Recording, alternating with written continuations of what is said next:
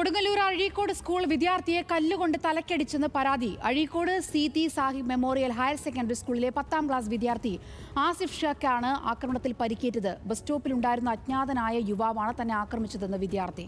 Living K Vijayan ചേരുന്നുണ്ട് കൂടുതൽ വിവരങ്ങളുമായി. ലിവിൻ, എപ്പോഴായിരുന്നു ഈ സംഭവം? ഈ കുട്ടിയുടെ ആരോഗ്യനില ഇപ്പോൾ എങ്ങനെയുണ്ട്?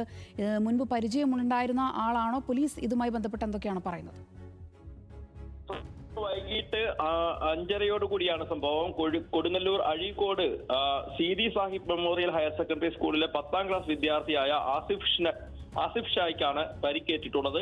ആസിഫ് ഷാ സ്കൂൾ കഴിഞ്ഞ് വീട്ടിലേക്ക് പോകാൻ ബസ് സ്റ്റോപ്പിലേക്ക് എത്തുമ്പോൾ ആ ബസ് സ്റ്റോപ്പ് പരിസരത്ത് ഉണ്ടായിരുന്ന ഒരു അജ്ഞാതനായ ചെറുപ്പക്കാരൻ കുട്ടിക്ക് നേരെ അതിക്രമത്തിന് മുതിരുകയായിരുന്നു.